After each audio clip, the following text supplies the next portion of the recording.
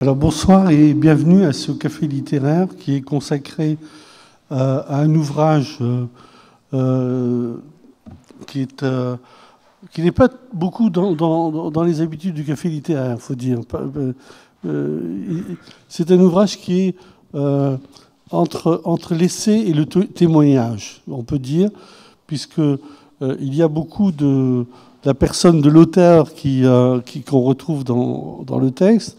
Et en même temps, il y a un effort de réflexion, de distanciation qui est tout à fait intéressant. Vous allez le constater de toute façon en écoutant ce soir Mohamed Louisi parler de son livre « Pourquoi j'ai quitté les Frères musulmans » paru chez Michalon en janvier dernier. Alors, merci d'être venus, merci à vous tous d'être venus malgré les intempéries. Je suppose que beaucoup n'ont pas pu nous rejoindre à cause des grèves du RER, puisque les banlieusards sont déjà rentrés chez eux. Voilà. Mais ils pourront se rattraper en visionnant le débat, la rencontre, sur le site internet de l'IMA, puisque ça passe en vidéo dans quelques semaines, 3-4 semaines à peu près.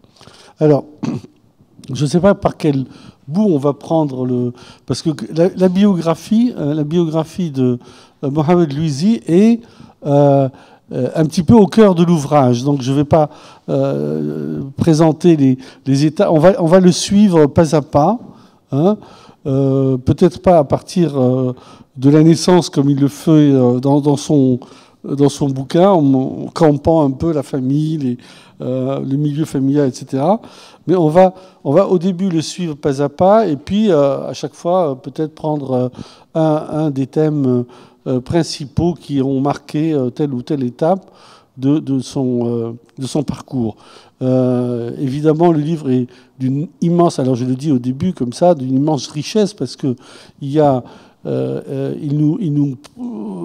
nous livre des pistes extrêmement diverses, importantes, pour comprendre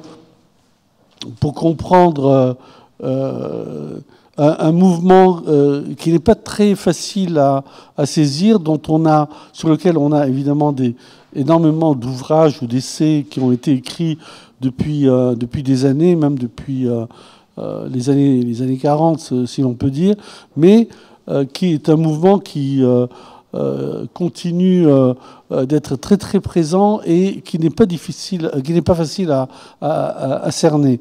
Donc on va trouver beaucoup de choses sur les Frères musulmans, mais également beaucoup un éclairage particulier du Maroc, qui est la patrie de Mohamed Louisi. Et puis après, sur ce qui se passe en Europe aujourd'hui, sous nos yeux, mais sans que nous puissions toujours nous en rendre compte. Alors, on va parler du début. Du début, c'est-à-dire... alors, ce que je peux relever avant qu'on parle de ce Maroc des années 80-90, finalement, c'est un peu ça c'est ce Maroc-là qui vous a vu grandir. On a, dans votre description, du milieu familial, on perçoit très vite quelque chose qui est, en même temps, qui relève de la tradition.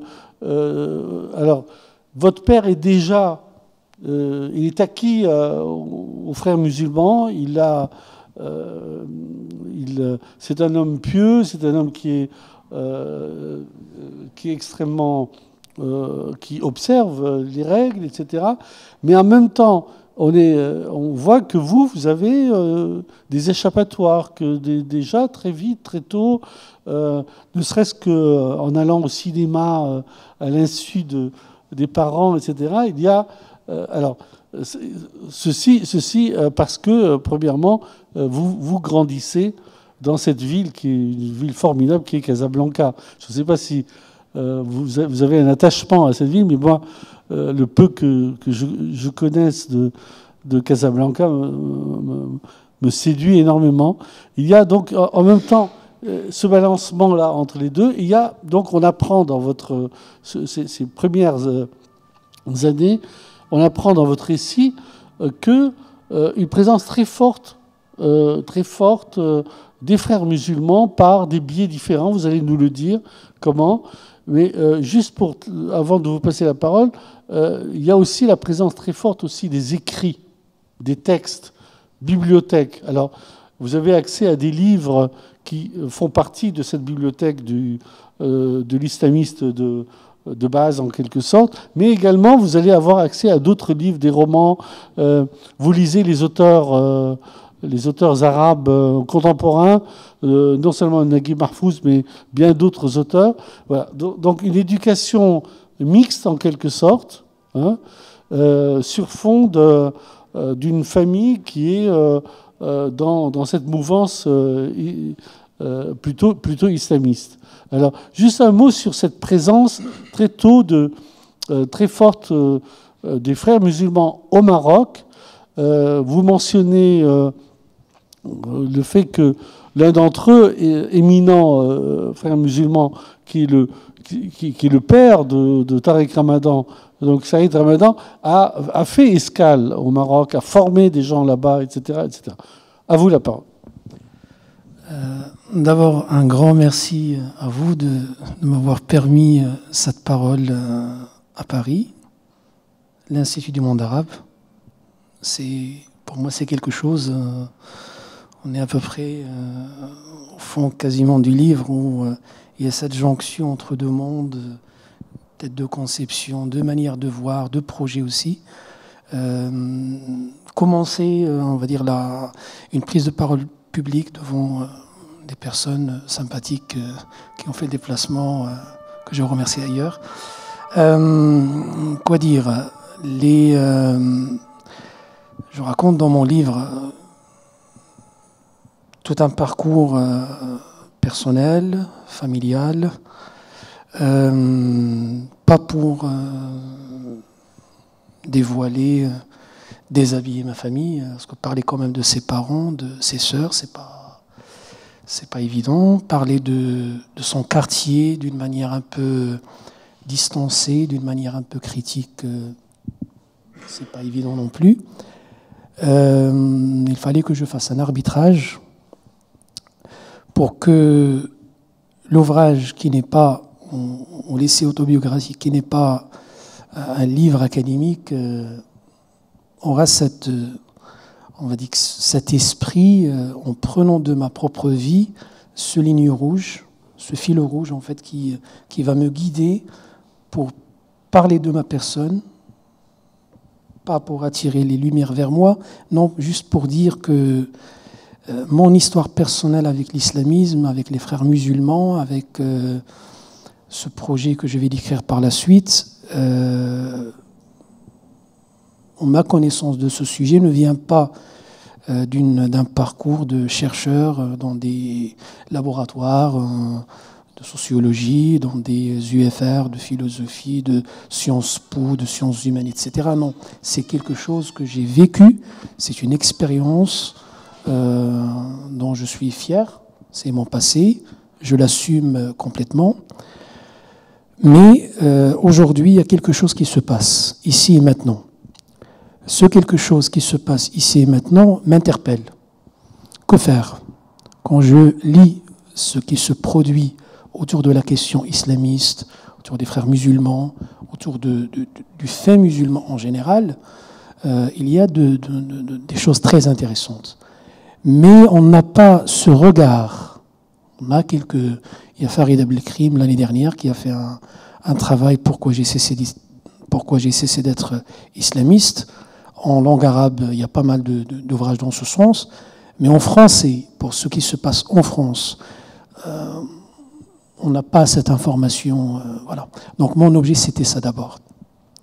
Donc je prends le risque de raconter mon passé. Je prends le risque de raconter ma famille, de décrire comment ma famille, dans un contexte marocain, vous faites bien de le rappeler, les années 70, les années 80, qu'il faut situer politiquement, parce qu'à cette époque-là, le Maroc fait partie d'un monde arabe dont on voit un peu la carte là-bas, qui n'est pas à l'abri de cette mode un peu.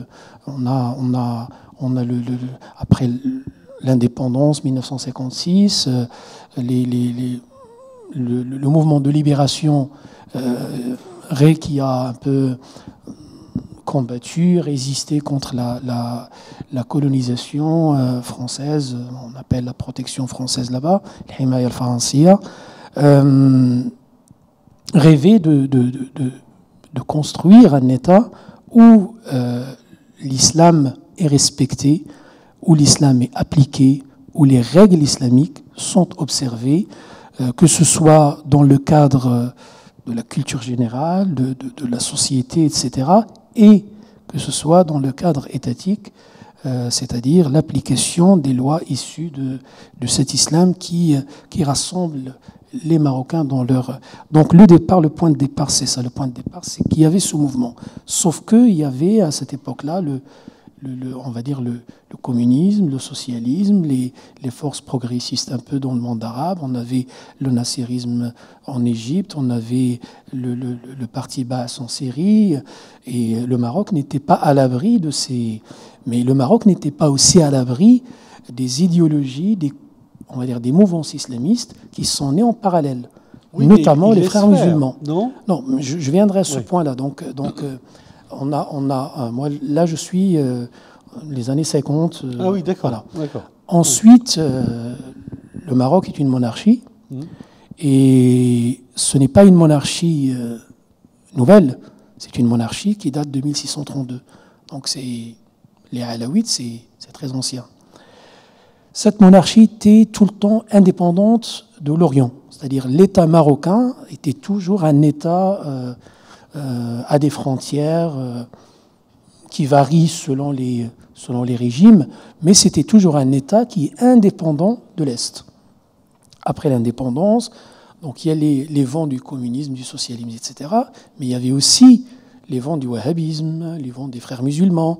Et là, vous parlez du passage du père de Tariq Ramadan, Saïd Ramadan, qui a rencontré le roi Mohamed V, qui a fait des conférences à Casablanca, à Tanger, à Silla et compagnie, qui a pris la parole à la radio marocaine, qui a prêché, je crois 2 ou 3 prêches de vendredi dans les grandes mosquées de Casablanca. Et en même temps, il y avait ce wahhabisme qui se développe. Le Maroc, ou le royaume marocain, le roi, a besoin de créer cet équilibre, de garantir cet équilibre, de telle façon à ce qu'on n'a pas un pouvoir ou en fait quelque chose qui domine. Donc il y a toujours ce jeu d'équilibriste. Quand on a vu dans les années 70 que les communistes, les socialistes, etc., prenaient le pouvoir, le royaume lâchait un peu de l'Est et laissait un peu se développer dans les mosquées, et là on a la naissance de 2 phénomènes. On a le salafisme wahhabite financé par l'Arabie saoudite, et on a l'idéologie des frères musulmans qui a été reprise par un certain Abdelkarim Monter, qui va fonder la Shabiba Islamiya, la jeunesse musulmane, sur le même modèle des frères musulmans des années 1928, la confrérie qu'a fondée Hassan al-Banna. Et donc là, on est face à un phénomène où on a les socialistes, les forces de gauche qui occupent plus ou moins l'université marocaine, et on a les salafistes et les frères musulmans qui essayent d'occuper le terrain religieux, notamment les mosquées. Et c'est dans ce contexte-là, mon père n'était pas un frère musulman, il ne l'a jamais été. Je le dis dans mon... Être influencé, ça ne veut pas dire être membre adhérent.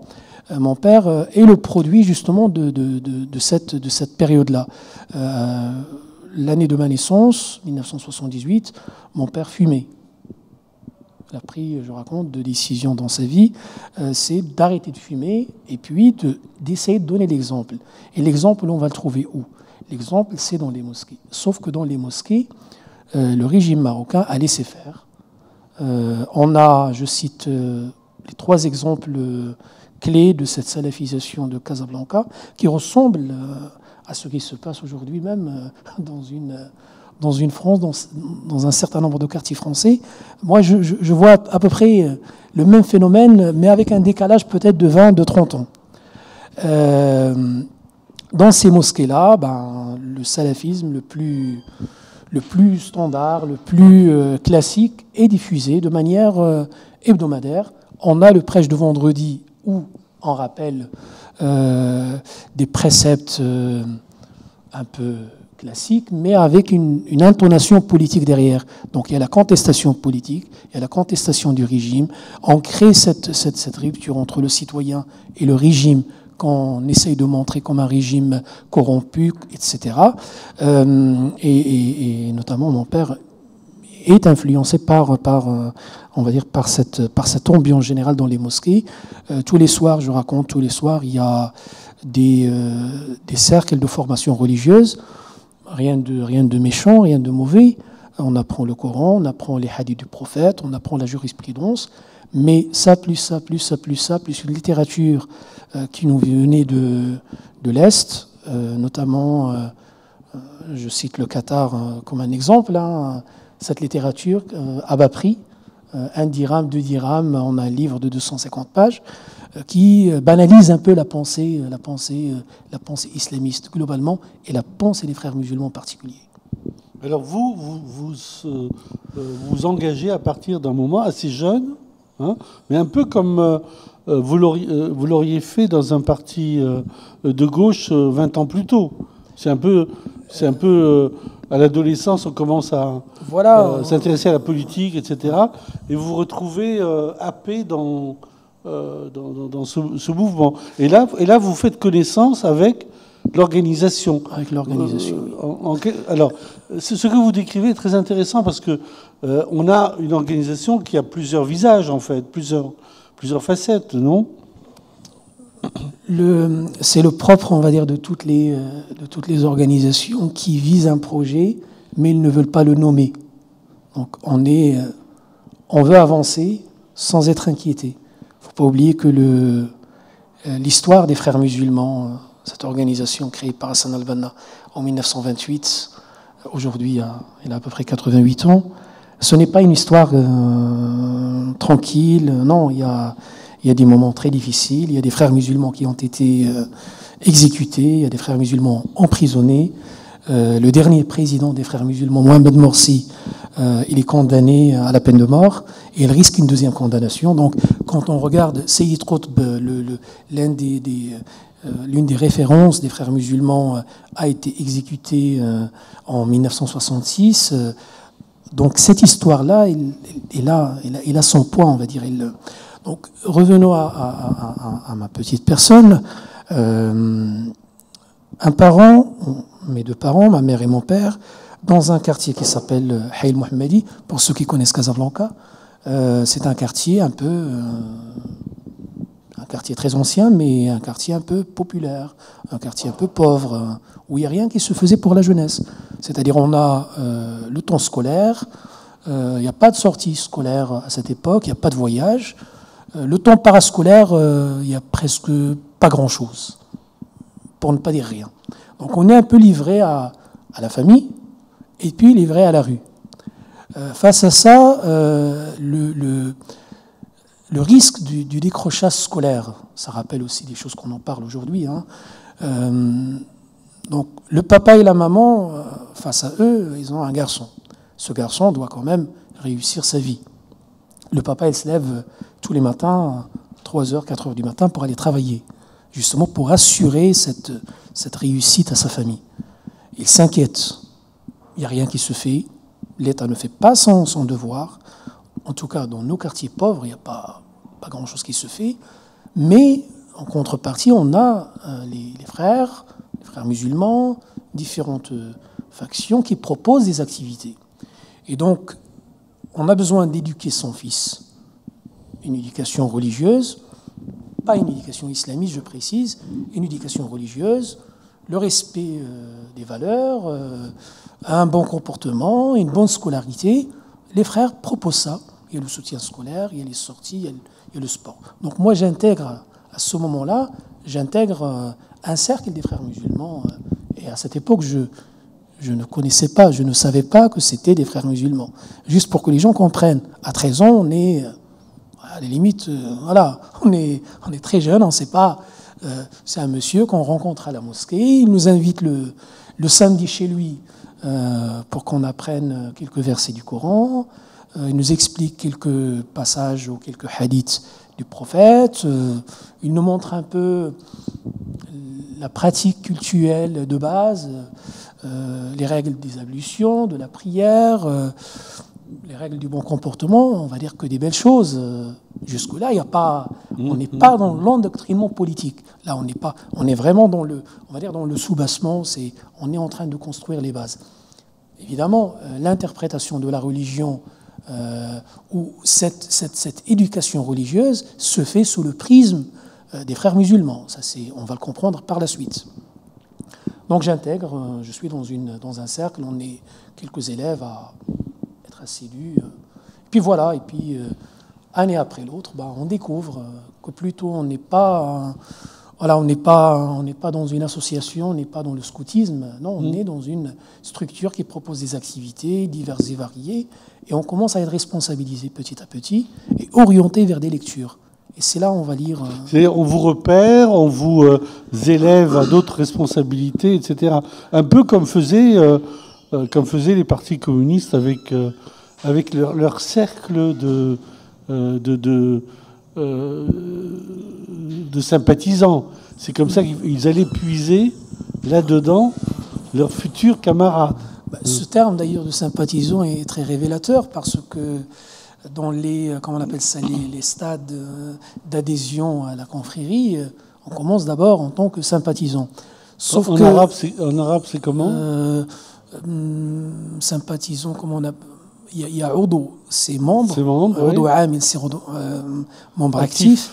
Et puis, sympathisant, comment on peut dire ça Moussanide, un truc comme ça. Bon, oui. On n'est pas vraiment, on n'est pas lié avec un pacte à la confrérie, mais on est dans la mouvance. Dans la mouvance. Et ce qui est intéressant de comprendre, c'est que la mosquée est utilisée comme un lieu de repérage. C'est-à-dire, on commence d'abord par s'intéresser en priorité aux élèves qui sont assidus, qui font les 5 prières, surtout le week-end. Donc là, il y a déjà un premier filtre.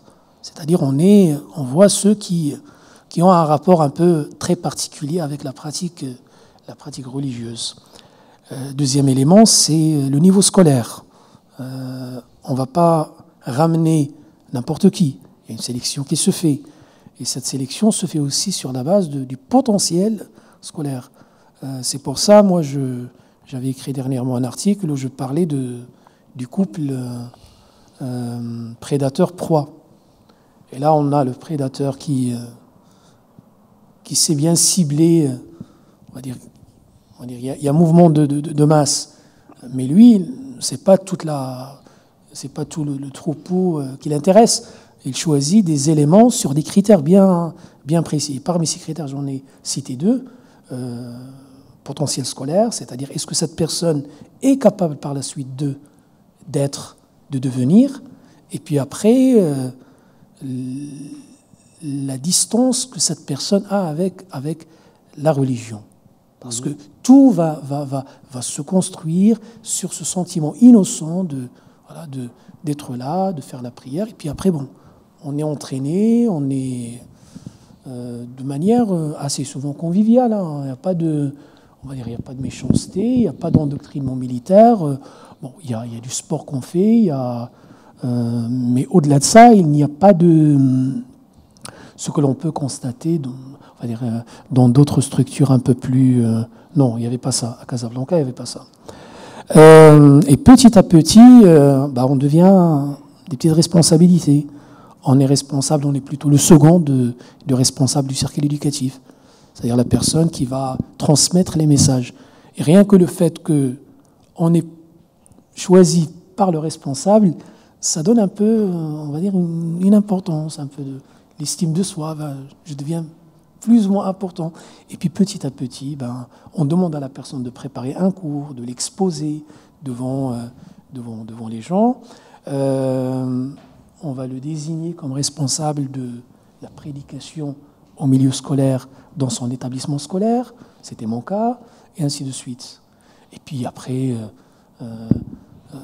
chemin faisant, on a plusieurs responsabilités. Et puis on propose justement l'allégeance. Il y a une loi au Maroc qui interdit l'adhésion à un parti politique, je crois, pas en dessous de 18 ans. Les frères, ils s'alignent. Sauf que moi, c'était vers 16 ans et demi, 17 ans, quoi. À partir de là, on découvre autre chose. On découvre que toutes ces années qu'on a passées dans ce circuit d'initiation, il n'était pas si innocent que ça. C'est que derrière, il y a une idée. Derrière, il y a un projet. Et que les petites réunions que nous, on avait dans notre quartier, on croyait que c'était des réunions un peu spontanées. En fait, il n'y avait rien de spontané.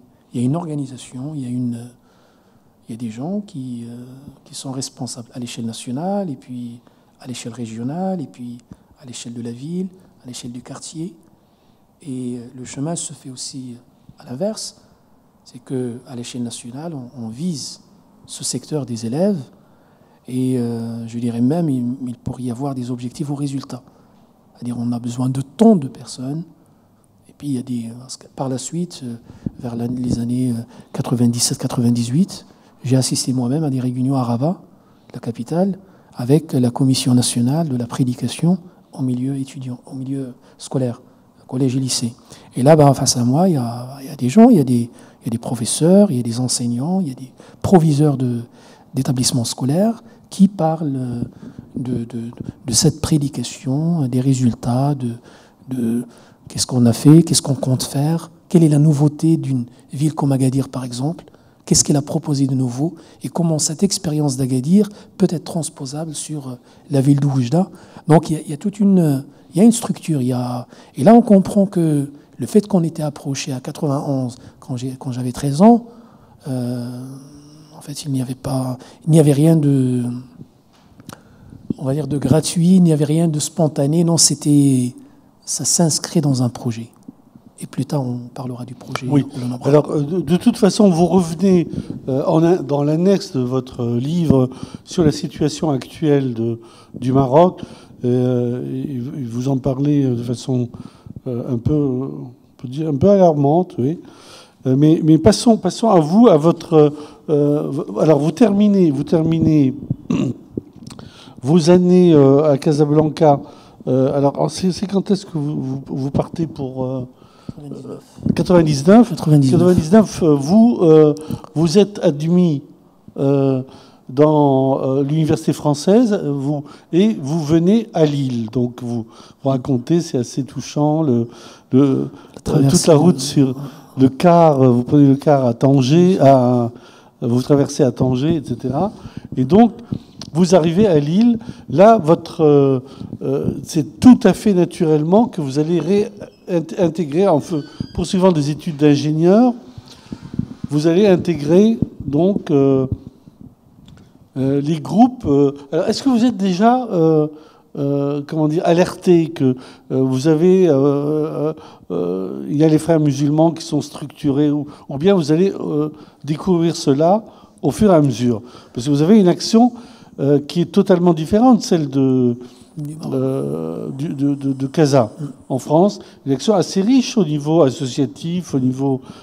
Vous en dites un mot et sur la manière dont les choses se développent et s'avèrent plus complexes que ce que vous croyez au départ. L'arrivée en France en 99. On va dire qu'il n'y avait rien de programmé non plus. C'est, on va dire, par accident. C'est que j'ai de la famille à Lille. Je poursuivais mes études en génie électrique à Mohammedia après mon bac. Et j'avais pas vraiment on est dans un domaine où on n'a pas de souci de trouver un emploi par la suite. J'avais déjà une proposition au bout de mon premier stage AST microélectronique à Casablanca. Ma famille me propose de venir poursuivre mes études à Lille. Donc, ce n'est pas les frères qui m'ont envoyé. Pour que les gens ne disent pas que « Ah oui, c'est un émissaire ». Non, ça n'a strictement rien à voir. C'est un choix purement familial. C'est ma famille à Lille qui voit un peu les conditions sociales, économiques. Et puis, il y a cette peur que connaissent malheureusement, j'en parle dans mon livre, ces étudiants que j'ai vus à Tanger, qui étaient là au-dessus des murs, à guetter l'occasion pour fuir le Maroc. Pour traverser. Ça marque. Et donc, vivant dans ce contexte, la famille veut la réussite de son fils. Donc, on me propose d'envoyer une demande d'inscription à Lille 1, notamment à l'Institut universitaire technologie. Accepté, il n'y a pas de souci. Donc, sélection sur dossier. Donc, voilà, je prends mon visa. Conditions sociales un peu difficiles. Je ne peux pas me permettre de prendre l'avion. Bon, je prends le bus, Euroline, pour faire un peu de pub. Donc, j'arrive, je traverse le Maroc. Pour la première fois, je vais à Tanger de ma vie. C'est pour rejoindre l'autre rive.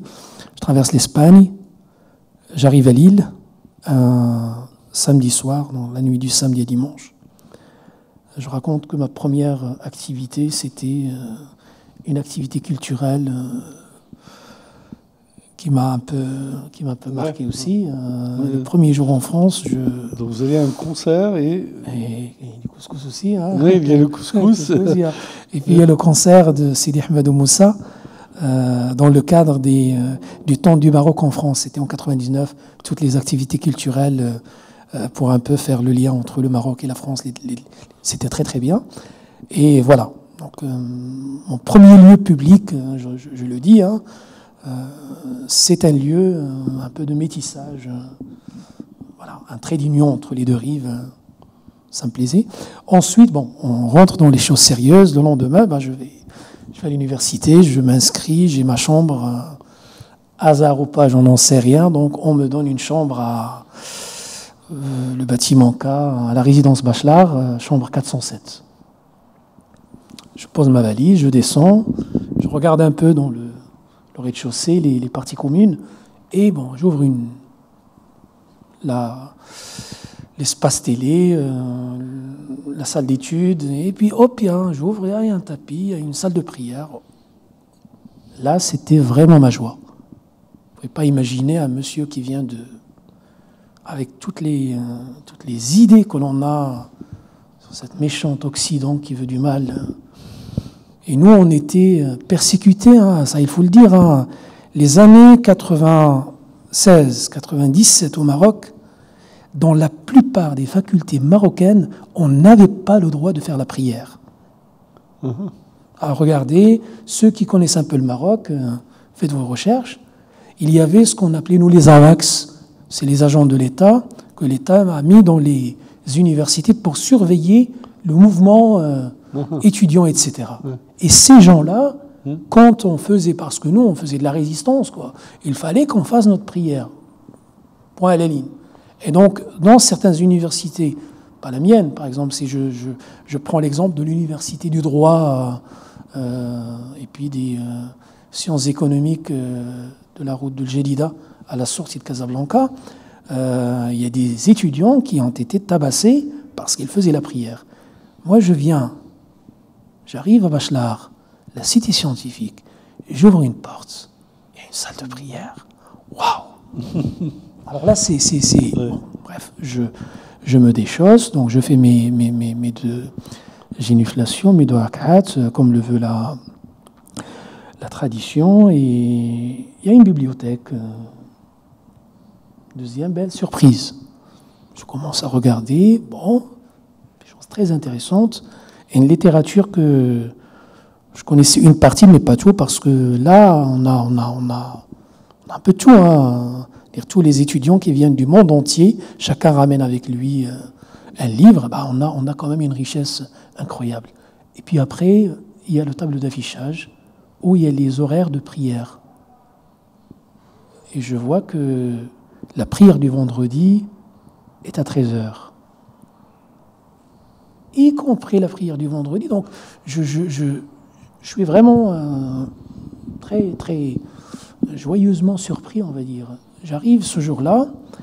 La personne qui a fait le prêche, je raconte ça dans mon livre, c'est un ami de Mohammedia.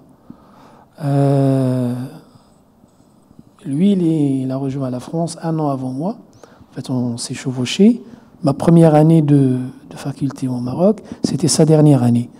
C'est lui qui fait le prêche du vendredi. Waouh! C'est quand même...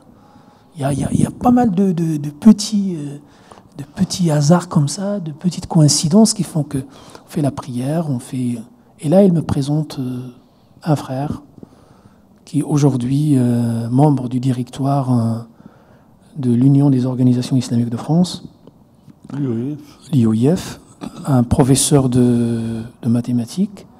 Il me le présente. C'est d'origine tunisienne. Et tout de suite, le courant passe. Donc il me dit, montre-moi ta main. Je montre ma main. Ah oui, t'as pas la bague. Bon, ben, j'ai pas trop compris cette blague. Ça veut dire quoi? Bon. On engage une discussion et après je vais comprendre c'est quoi la signification de la bague. Voilà, d'où tu viens.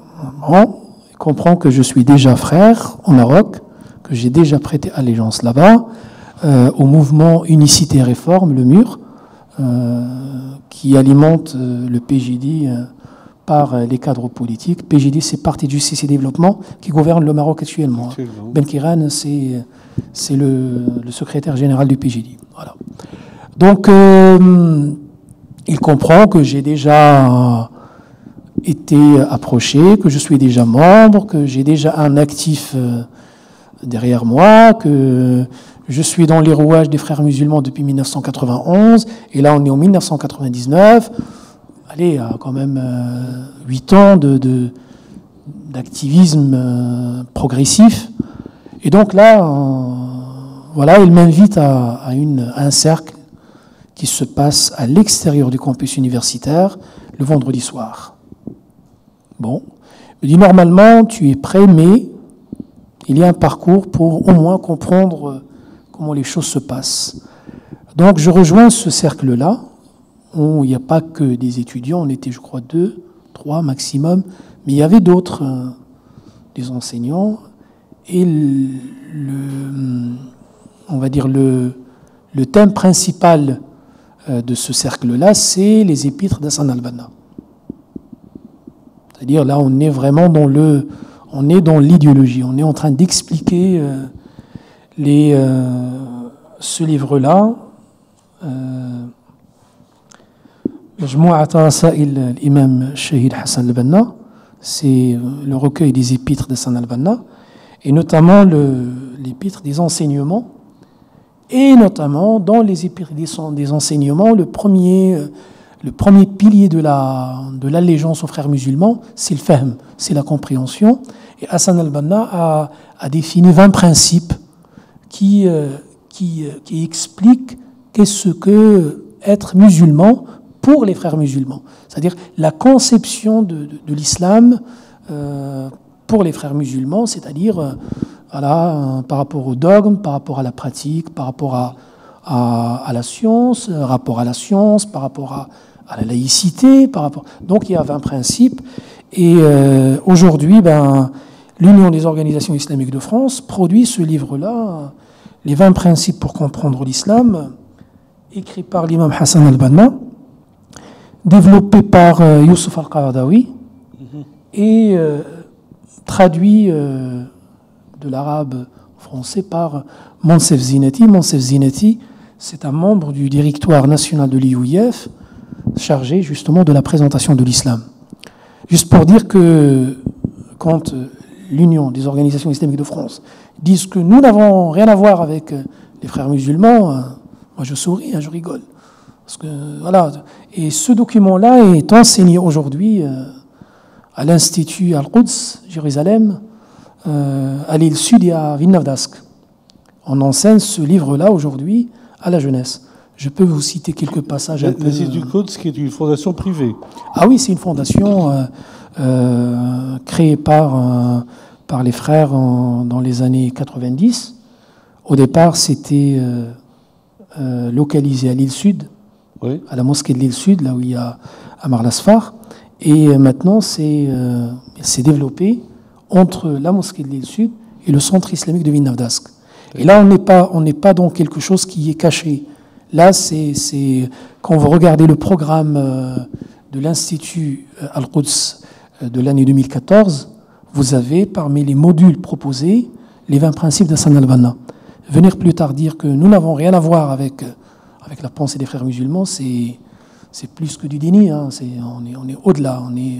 Voilà. Donc, reprenons. Donc, j'intègre ce cercle-là, j'apprends ce que je connais déjà, hein, je découvre rien. À la fin de l'année, on me propose de mettre une bague. Donc la bague, c'est l'allégeance. D'accord. Sauf que dans mon cas, la bague, je l'ai déjà de manière virtuelle depuis 1996. Que faire? Donc là, je dis, écoutez, j'ai déjà une bague, je ne peux pas en avoir deux. Il faut d'abord que je voie avec mes responsables à Casablanca, au Maroc, pour savoir... Voilà, je suis quand même islamiste, mais très discipliné. Je respecte ma hiérarchie. Il faut que je demande, en quelque sorte, l'aval pour dire est-ce que oui ou non je...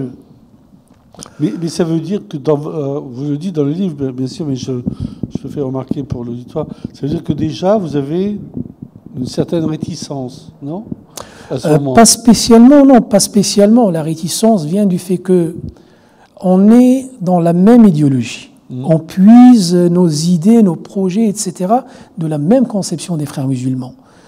Sauf que je n'ai pas eu ce qu'on appelle une lettre de recommandation, chose que font les frères musulmans quand un frère se déplace d'une ville à une autre ville et d'un pays à un autre pays pour dire, voilà, celui-là, c'est une sorte de tezkiya, de recommandation, ouais. Celui-là est le nôtre, donc prenez-en soin et intégrez-le tout de suite. J'ai pas eu ça. Pour des raisons que j'ignore. Peut-être les frères n'avaient pas une présentation à Lille, mais ils avaient une présentation à Paris. À l'époque, cette présentation, elle s'appelait l'Islam pluriel, présidée par Anwar Kbibesh, qui est actuellement président du CFCM. Tout à fait. Donc voilà. La jonction entre les frères musulmans français et marocains, à cette époque-là, n'était pas si... Voilà, il y avait quelque chose dans les tuyaux qui... Donc moi, on me dit, oui, maintenant tu les connais mieux que tout le monde, si ça s'inscrit dans notre main. Donc après, bon, j'intègre l'Union des organisations islamiques de France, d'abord à travers ce cercle fermé, mais publiquement à travers l'Association des étudiants musulmans de France, que j'ai rejoint fin 99, début 2000. Je viens avec une expérience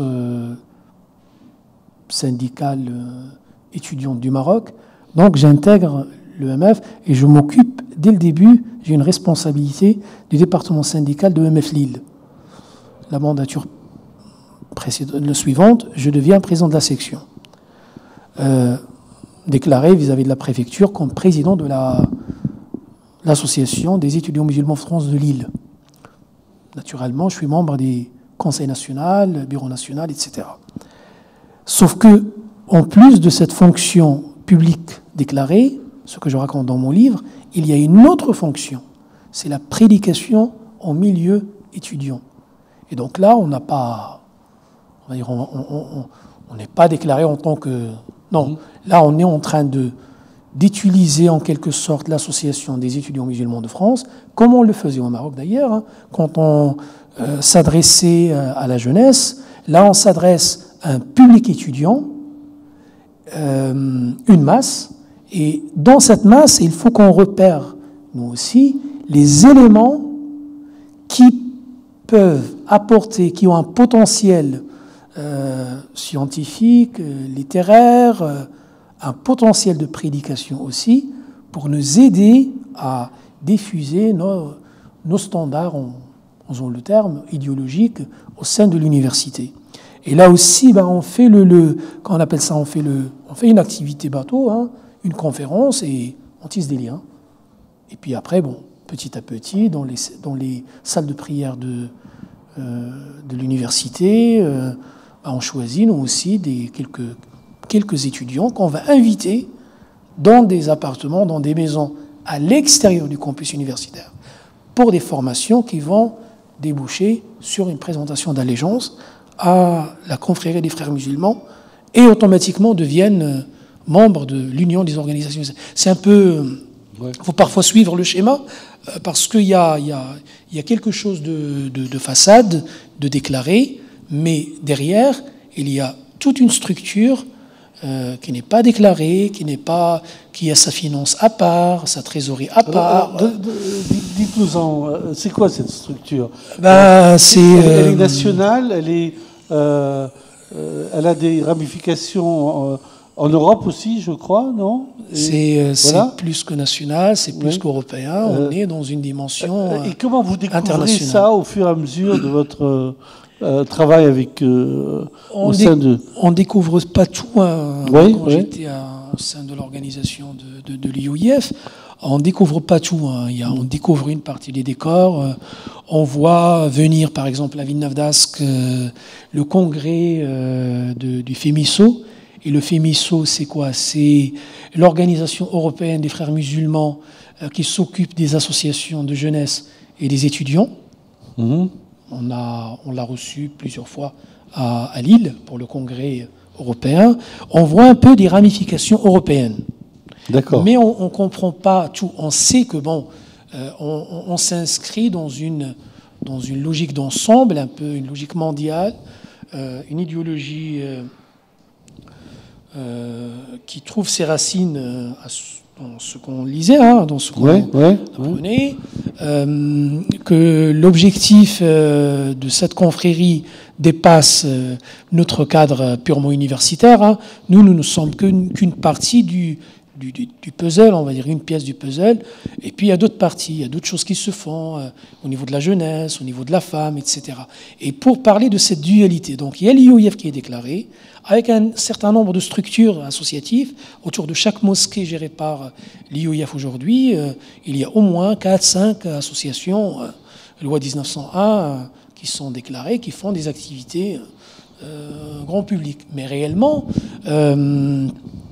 comment on appelle ça, les personnes approchées par ce genre d'activité sont récupérées pour ce que j'ai vécu quand j'étais jeune, pour un travail dans des cercles fermés qui ne sont pas des cercles publics. On est dans un...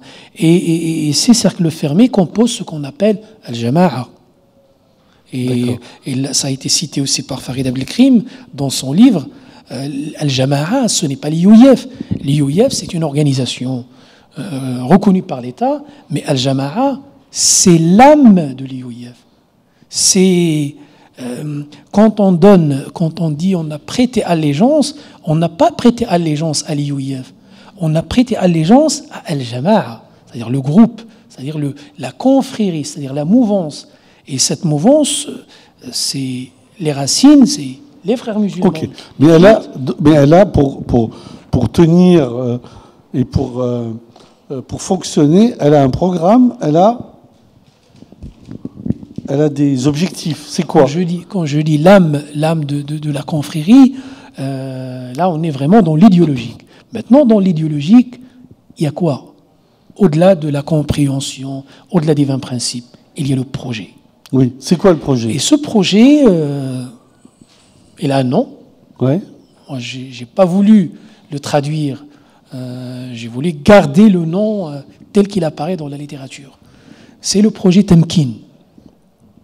Alors, traduisez. Projet Temkin, c'est très simple. Non, c'est pas très simple. Mais c'est un projet politique sur arrière-pensée un peu religieuse, idéologique, etc., mais qui vise à terme d'atteindre le pouvoir tout en passant par un certain nombre d'étapes. C'est-à-dire dominer, atteindre le pouvoir, posséder le pouvoir, que cette vision politico-religieuse de la société décrite ou théorisée par les frères musulmans arrive à un moment donné de devenir un projet de société. C'est-à-dire on n'est plus dans la prédication pour sauver la jeunesse de la délinquance ou je ne sais pas quoi. Là, on est dans un processus politique qui commence d'abord par la première étape, la présentation de l'islam de manière un peu à vulgariser l'islam tel qu'il est interprété par les frères musulmans, la première étape, et une deuxième étape qui permet de regarder dans cette masse des gens à qui on s'est adressé pour présenter l'islam, quels sont les éléments que l'on va sélectionner, que l'on va former, pour ne pas dire endoctriner, à qui on va donner les gènes du projet politique premier d'Hassan al-Banna. Donc il y a la deuxième étape, c'est la sélection. Mais quel est le projet premier d'Hassan al-Banna? En 1928, là on revient un peu 88 ans en arrière. En 1928, Hassan al-Banna est né en 1906. 1928, il avait 22 ans, un jeune. Il crée la structure des frères musulmans dans une ville qui s'appelle Ismaïlia. Pourquoi? Le point de départ, c'est la chute de l'Empire ottoman en 1924. Et l'abolition du califat. L'Empire ottoman, qui symbolise même, il est appelé l'homme malade, mais qui symbolise dans l'imaginaire collectif, au moins de cette partie, peut-être pas au Maroc, mais au moins dans cette partie du monde, l'Égypte, etc., et le Moyen-Orient, qui symbolise, quoi que l'on peut dire, entre les Turcs et les Arabes, symbolise une unité politique qui représente en quelque sorte un certain islam, et donc qui donne à cet islam une dimension politique. Cet empire chute en 24. Hassan al-Banna, le jeune qu'il était, il y avait l'Égypte qui était colonisée par les Britanniques, la chute donc il y a ce rêve de rétablir à nouveau, de reconstruire à nouveau le califat islamique ou l'État islamique.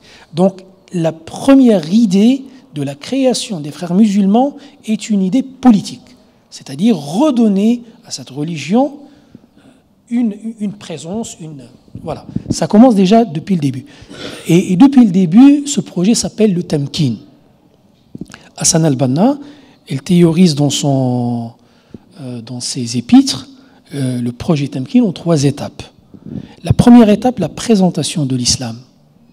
La deuxième étape, la formation et la sélection. La troisième étape, l'exécution. Donc, c'est-à-dire l'exécution, on arrive à atteindre le pouvoir, et puis hop, et on se dit que Hassan al-Banna a été assassiné en 1949, juste avant la fameuse accession du pouvoir, on va dire la révolution de Mohamed Najib et de Gamal Abdel Nasser, des généraux. Donc l'ADN des frères musulmans est un ADN politique. Ça, il faut le dire. Il faut le répéter, Sauf que ce projet Tamkin, avec le temps, va avoir, on va dire, une évolution, va être réétudié, critiqué. Je cite dans mon livre le cas de Mohamed Sallabi. C'est un leader, un frère musulman libyen qui fait le grand écart entre la Libye et le Qatar. Bon, bref. Il est dans cette démarche, dans cette dimension, et il a théorisé à nouveau ce projet en intercalant une quatrième étape, présentation de l'islam, sélection et formation, et lui il a rajouté une étape qui s'appelle al-Mughalaba en arabe, mais que l'on peut traduire d'après l'explication qu'il donne lui-même, que l'on peut traduire par une phase d'autocritique, une phase d'évaluation intermédiaire, voire parce que le Tamkin a besoin d'hommes et de femmes qualifiés dans tous les domaines de la vie, dans toutes les sphères de la société et de l'État. Et donc, cette étape va permettre de savoir quel est notre potentiel en nombre d'avocats, de médecins, de gens dans l'armée, de journalistes, etc., etc. Et cette étape permet de corriger l'écart constaté entre la projection et ce qui est déjà réalisé. Et puis après, une fois on voit que le temkin devient possible, l'accession au pouvoir devient possible, ah ben on choisit différentes méthodes. 1989, les frères musulmans soudanais, Omar el-Bashir et Hassan al-Tourabi, qui viennent de nous quitter 2 jours, ils ont accédé au pouvoir grâce à, ou à cause, ou en raison, je ne sais pas comment dire, un coup d'État contre le gouvernement de Sadiq el-Mehdi. Là, on a un schéma. 1992, la police égyptienne découvre un papier ou un document de 13 pages, de 14 pages, qui s'appelle Khottatou Temkin, le plan du Temkin. Et là, on a un monsieur qui s'appelle Mohamed Riyad al-Shatir, qui était impliqué dont je parle dans le livre, qui était impliqué dans les élections présidentielles en Algérie, qui ont donné le pouvoir, petite parenthèse en fait là, l'élection du fils. À son retour en Égypte, il y a une affaire qui va éclater. Et lors d'une perquisition, la police égyptienne trouve un document qui s'appelle Khottatou Temkin. C'est quoi? On lit, etc. Et là, on a le descriptif d'un plan stratégique qui doit permettre aux frères musulmans d'atteindre le sommet de l'État en infiltrant les différentes sphères du pouvoir et en commençant, comme on a dit, par un travail de terrain. Présentation de l'islam, multiplication d'activités, etc. Sélection, formation, endoctrinement, et puis vas-y, et puis l'histoire, je ne sais pas s'il donne raison à Mohamed Riyad al-Shatir. 2011, on a ce qu'on appelle le printemps arabe. Ça atteint l'Égypte. Hosni Moubarak, pour dans des conditions un peu confuses, il chute le 11 février 2011, la veille de l'anniversaire de la naissance d'Hassan al-Banna. Quel était le candidat des frères musulmans à ce moment-là, juste après la chute d'Hosni Moubarak? C'était Mohamed Riyad al-Shatir, le même chez qui on a trouvé 20 ans en arrière le plan Temkin. Je ne vais pas faire voilà. On a 92, 2012, 20 ans. Juste une question. Je pense qu'on devra passer la parole au public parce que le temps passe. Juste une question. On est prêt, spontanément, quand on vous écoute, on est prêt à vous suivre pour tout ce qui concerne le monde. Vous parlez du monde arabe, etc. Mais pour l'Europe, bon, si plan il y a, et si je connais pas, bon, j'ai lu votre livre, j'ai vu que vous parlez de documents bien précis, etc. Mais on se dit que pour l'Europe, on est prêt à admettre qu'il y ait un plan d'islamisation des populations musulmanes, de réislamisation en quelque sorte. Mais au-delà, on n'arrive pas à voir un programme qui irait au-delà de cela. C'est ça qui me paraît un peu difficile et qui risque de, j'imagine, vous attirer aussi des remarques comme quoi vous amplifiez un petit peu trop à un danger qui n'existe pas. Comment répondrez-vous à ce genre de remarques? Le sujet n'est pas facile. Ça, je le dis. Parler de ce sujet est semé d'embûches, on a des problèmes. Et il faut trouver le juste équilibre entre dire pour informer, dire pour expliquer, dire pour éclairer, mais pas dire pour faire peur. Et là, c'est très difficile, on va dire, de parler de ce sujet. Ça, Maintenant, pour avertir aussi. Il y a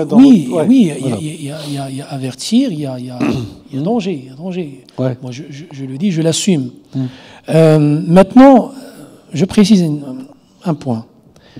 Quand on parle des frères musulmans en France, je prends le cas de la France.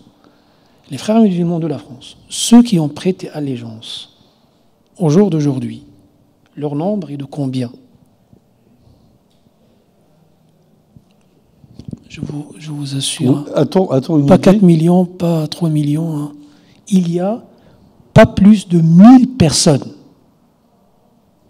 Apporter ça à, on va dire, au total, on va dire, on n'a pas de statistiques religieuses ni ethniques en France, Dieu merci. Mais c'est une minorité, très bien organisée, et elle sait ce qu'elle fait. Pourquoi je dis ça? Pour deux choses. L'islam, avec un S à la fin, n'est pas l'islamisme, sans S à la fin. Les musulmans ne sont pas des islamistes.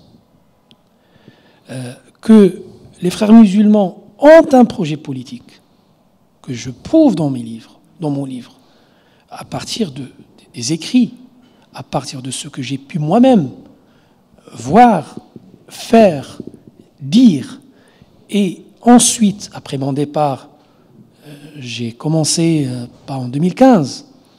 Mon blog, il date du mois de mars 2007, Écrire sans censure, où je décrypte petit à petit le côté un peu religieux, le côté un peu idéologique et compagnie, etc. Et là, je mets sur la place publique des éléments que je traduis parce que quand on parle de projet, comprenez qu'il n'est pas écrit en français. Le programme éducatif suivi par les frères musulmans en France, en Belgique, dans les 27 pays de l'Union européenne, je crois que c'est à 28, ce projet est écrit en arabe. J'ai 80 pages de ce projet. Et dans ce projet-là, il est clairement mentionné le côté ou la dimension du temkin. Je vais encore plus loin. Je ne vais pas parler d'Hassan al-Banna et de Sayyid Qutb. C'est vieux, c'est ancien. Sayyid Qutb, c'est 1966, Hassan al-Banna. Il est assassiné en 1949. Non, je vais parler de quelqu'un qui vit à Genève. Pas Tariq Ramadan, je vous rassure tout de suite.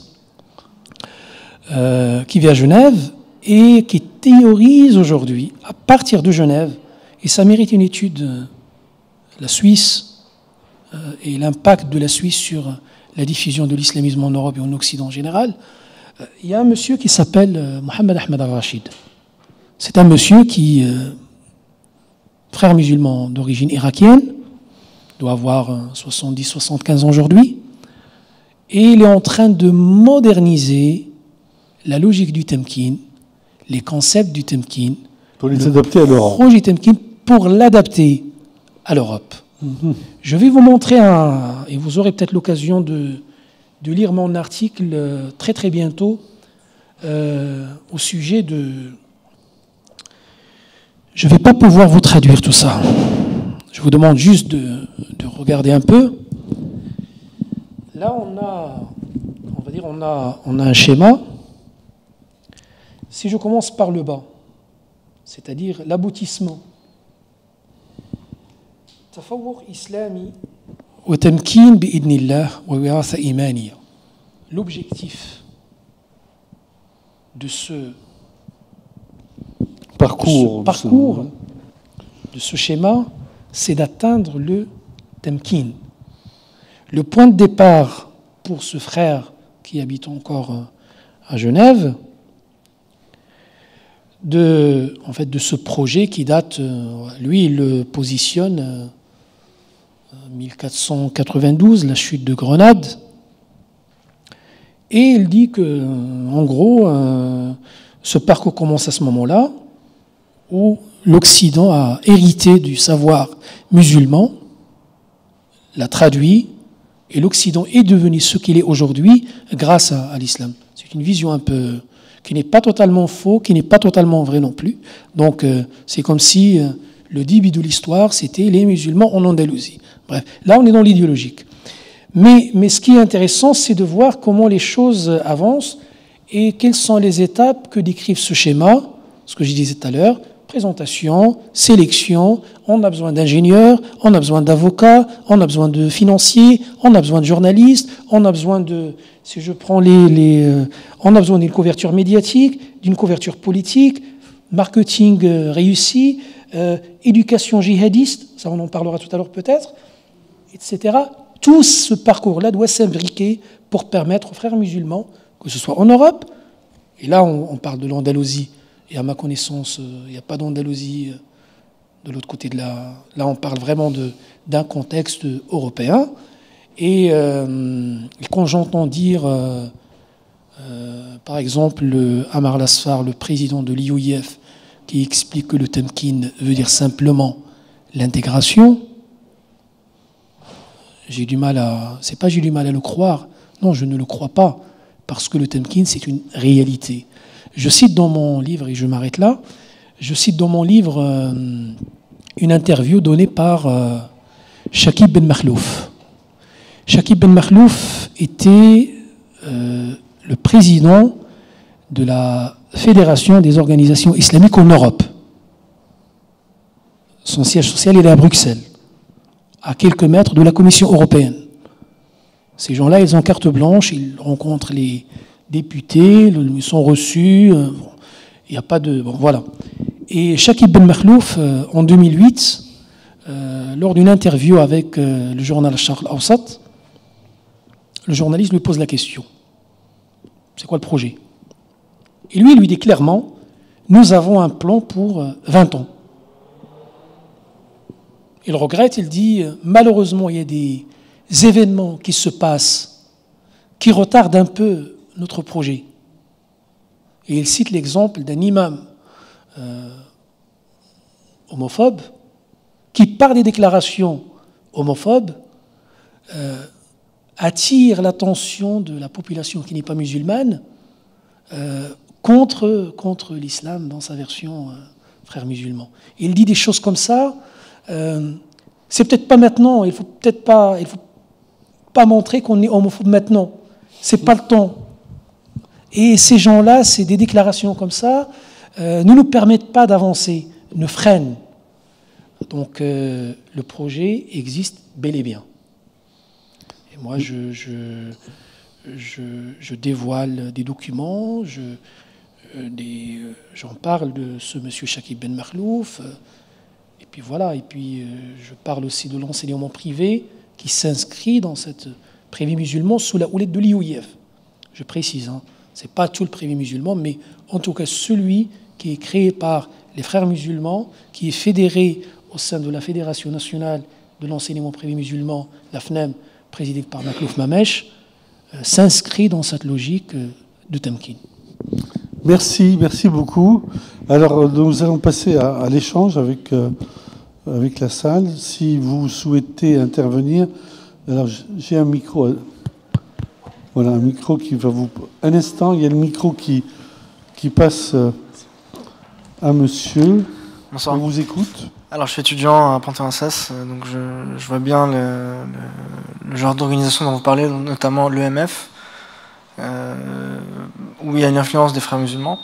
J'aurais deux questions sur ce que vous venez de dire. Pourquoi avez-vous rejeté ce projet ? Est-ce que parce que ce n'était pas compatible avec l'islam, ou en tout cas votre conception de l'islam, ou est-ce que parce que vous avez eu cette impression d'avoir été manipulé ? Et la seconde question, c'est qu'on voit qu'il y a une ressemblance entre le projet des frères musulmans et celui de l'État islamique actuel.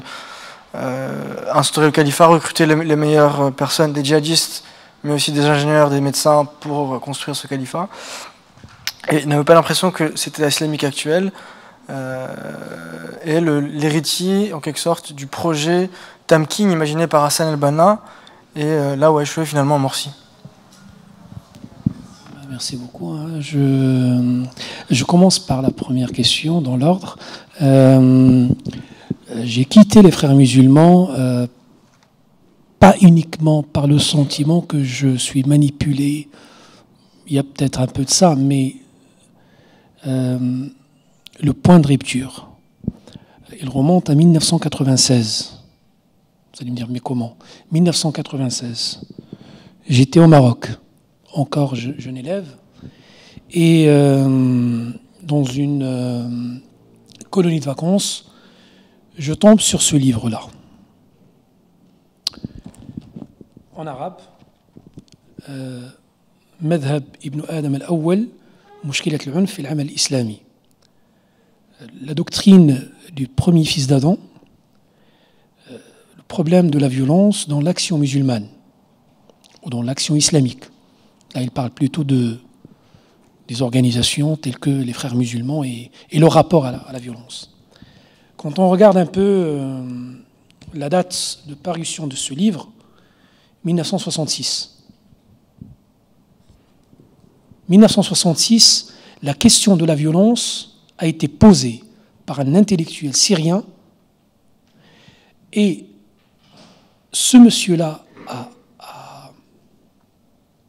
théorisé une autre conception de la société, du rapport à l'autre,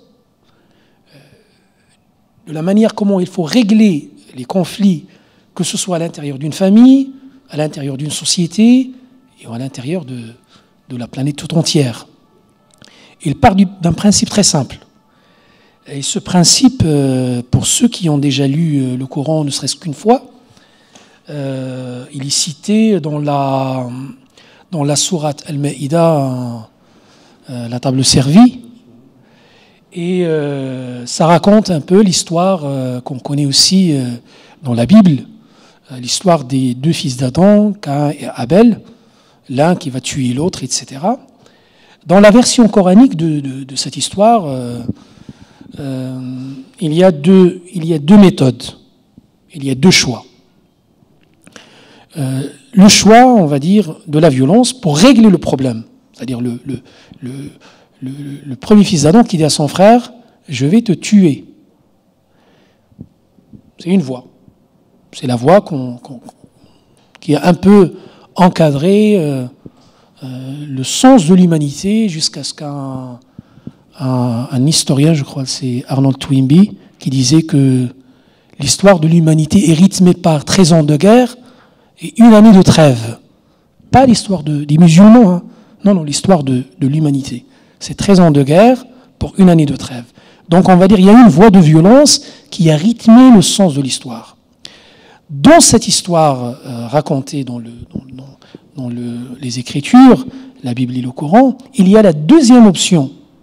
C'est l'option de la non-violence. C'est l'option de ce fils d'Adam, le deuxième, le frère, qui dit « Si tu portes ta main sur moi pour me tuer, je n'en ferai pas de même. » À partir de là, Jawdet Saïd, il fait une lecture du rapport des frères musulmans et des autres factions avec la violence. Qu'est-ce qu'il dit ?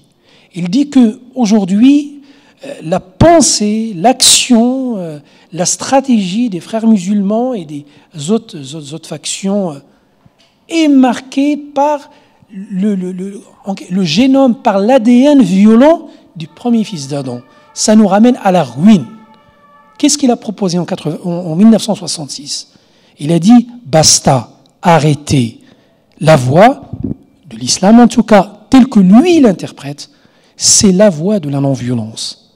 Le sens de la piété, c'est le sens de « si tu portes ta main sur moi pour me tuer, je n'en ferai pas de même ». Pourquoi je raconte ça ? 96, je prends ce livre, je l'achète, je le lis. Il ne me parle pas trop, mais je l'ai lu. Il y a quelque chose qui s'est passé. Je le prends dans mes bagages. Regardez comment il dit tout ça, là. Je le relis, Avid Navdas. Il y a quelque chose, sa réflexion m'a perturbé. On avance. La lecture d'autres projets, d'autres livres, mène à poser la question de l'apostasie.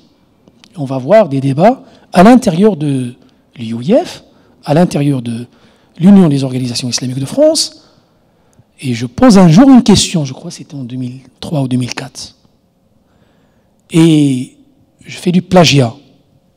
Cette question, ce n'est pas moi qui la pose. Cette question, je l'ai lue. Et l'auteur, qu'est-ce qu'il raconte? Comment ça se fait qu'en islam, où les musulmans disent aujourd'hui l'islam est la religion de la paix? On l'entend. Parce que dans le Coran, il est écrit « nulle contrainte en religion, que celui qui veut croire qu'il croit, que celui qui ne veut pas... » Voilà. Mais comment ça se fait qu'il y a un autre texte qui dit « tuez-les tous » et un autre texte encore beaucoup plus problématique « celui qui change sa religion, tuez-le. Man baddala dinahu faqtuluhu » Donc, le livre, il dit « mais c'est quoi cette voiture qui n'a pas de marche arrière ?» C'est-à-dire pour se convertir à l'islam, voilà un boulevard et vous devez marcher comme ça. Mais si à un moment donné, ah oui, c'est pas la bonne, je vais faire marche arrière. Ah non, pour rentrer, on va dire Allahu Akbar, Dieu est grand, mais pour sortir, on vous coupe la tête. Comment est-ce cohérent? Comment peut-on régler une question de la foi, une question de spiritualité, en suivant le premier chemin proposé par le fils d'Adam, le tueur, et on oublie l'autre option non violente proposée par celui qui a accepté d'être tué que de tuer son frère. Et donc là, la graine, c'est ici. Les choses vont se développer. En 2005, j'invite le gendre de Jawdet Saïd, qui est Khalid Jalabi, un autre penseur de la non-violence, à une conférence à Villeneuve-d'Ascq, lors d'une activité présentation d'un livre par mois. J'avais mis en place 2004-2005, pendant 2 ans. Et le passage de Khalid Jalabi à Bruxelles, je l'ai invité, etc. Ce jour-là, bizarrement, on a un public qui vient d'habitude, que l'on connaît. Mais ce jour-là, bizarrement, la direction locale des frères musulmans, notamment un certain Amar Lasfar, qui est aujourd'hui président de l'IOIF, assiste à ce débat, comme par hasard. C'est du jamais vu.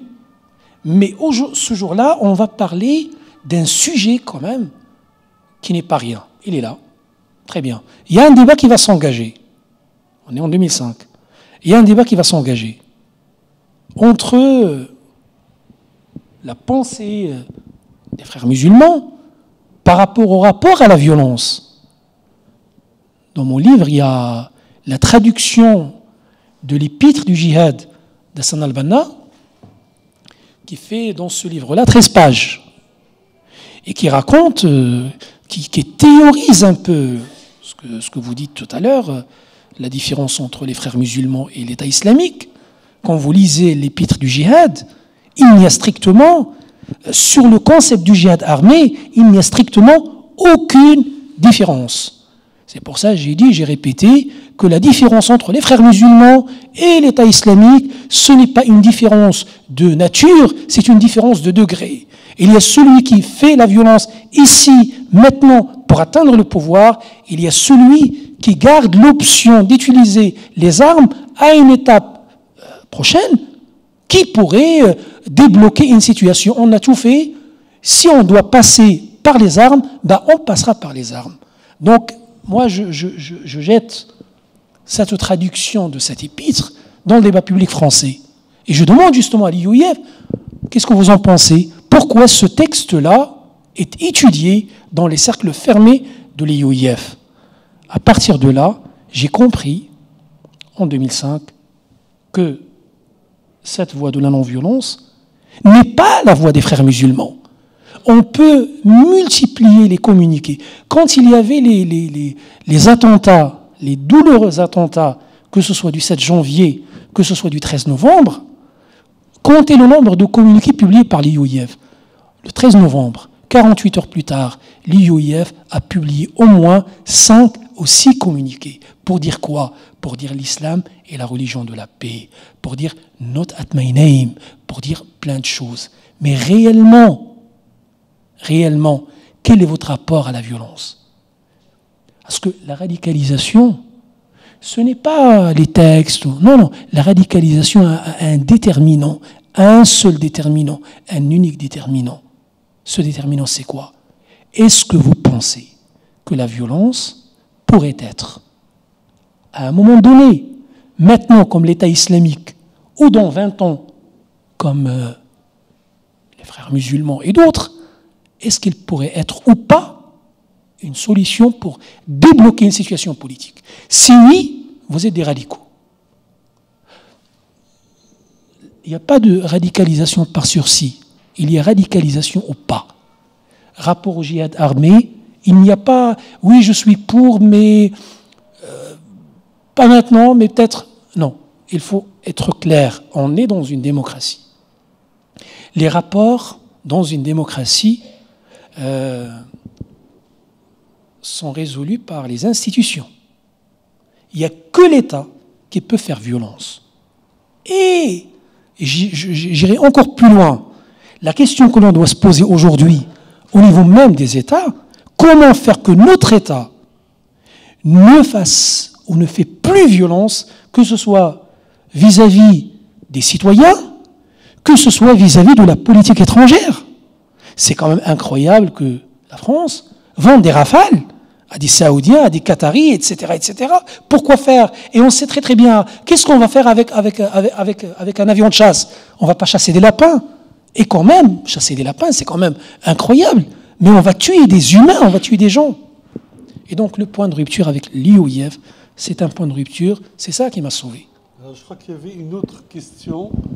Où donc? Ah, monsieur ici. Ou bien madame. Madame, vous vouliez parler? Non, monsieur. Est-ce que vous pouvez nous éclairer sur le lycée Averroès? Je ne suis pas un spécialiste.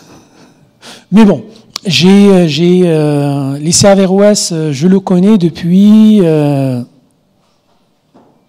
les premiers moments quand l'idée a commencé à germer au sein de l'IOIF.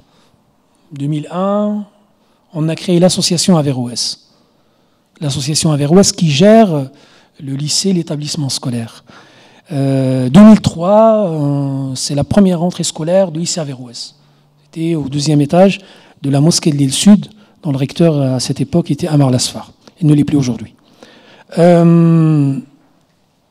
L'idée du lycée Averroès, ce qui est dit réellement, publiquement, médiatiquement, c'est ou ça serait pour donner une chance aux filles voilées de poursuivre leurs études sans être obligées ou sans être exclues du système éducatif normal ou public.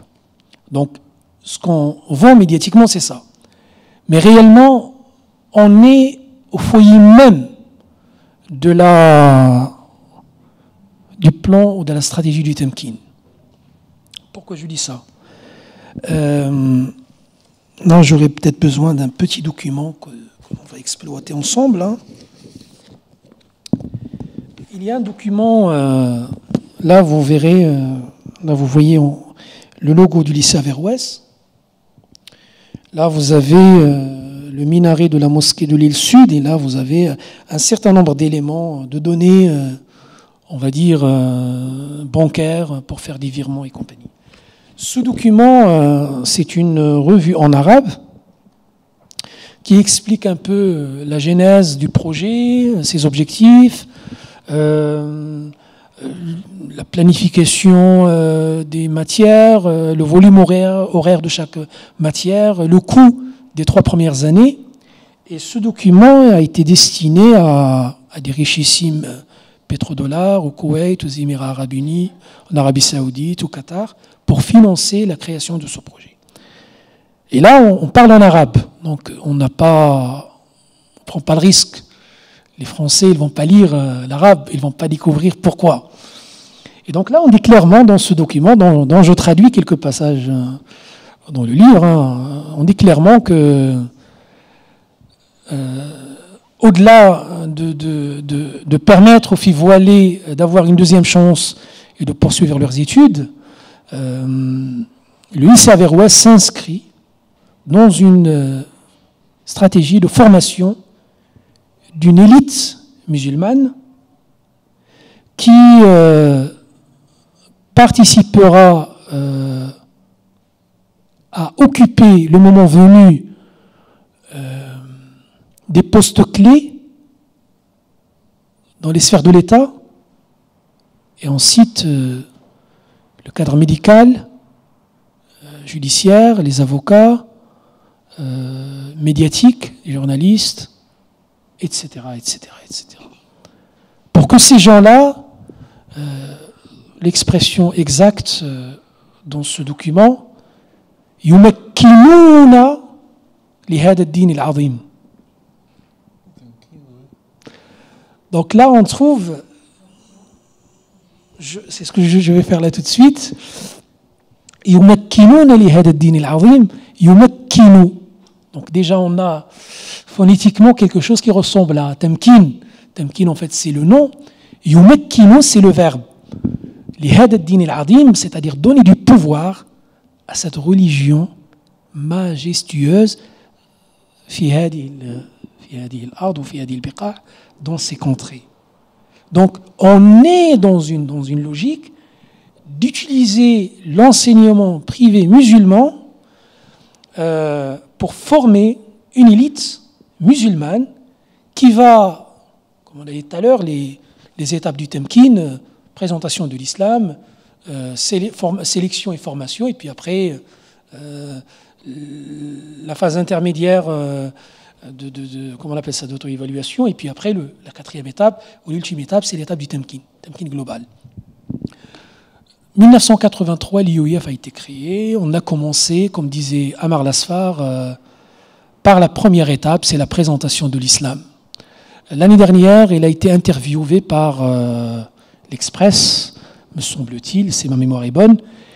Il a dit la chose suivante: avant c'était l'étape des mosquées, aujourd'hui c'est l'étape des établissements scolaires. La journaliste ne l'a pas repris pour dire et l'étape suivante. L'étape suivante, et je vous l'ai dit, vous pouvez la vérifier par vous-même, en contactant la préfecture du Nord pour demander les statuts des associations GML, la Grande Mosquée de Lille, LIN, la Ligue islamique du Nord, et CIV, Centre islamique de Villeneuve d'Ascq. Demandez ces trois statuts. C'est un droit. GML, CIV et LIN, LIN.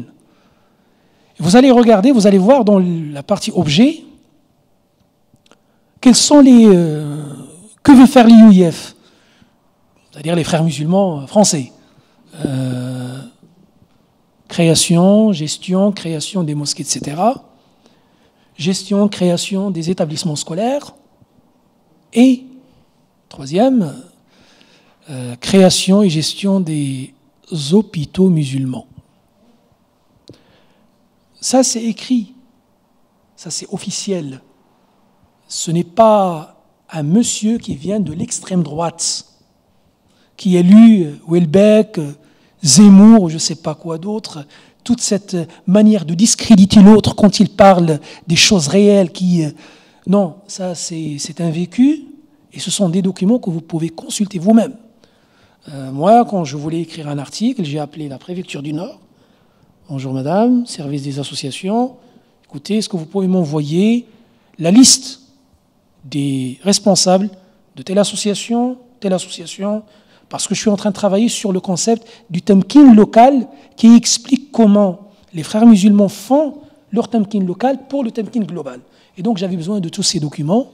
Et là je découvre l'objet, on va créer ça, les mosquées, c'est quoi ça?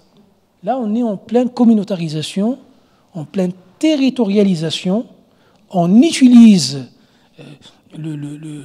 cette religion que je chéris tant, c'est ma religion, quoi.